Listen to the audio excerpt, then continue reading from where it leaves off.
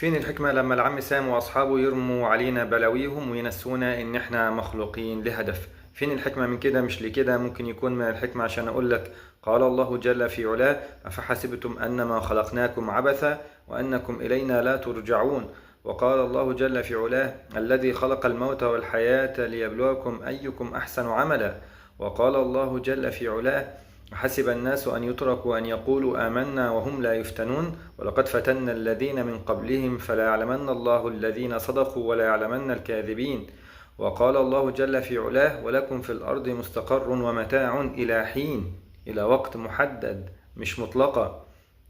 وقال الله جل في علاه: إنا جعلنا ما على الأرض زينة لها لنبلوهم أيهم أحسن عملا وإنا لجاعلون ما عليها صعيدا جرزا.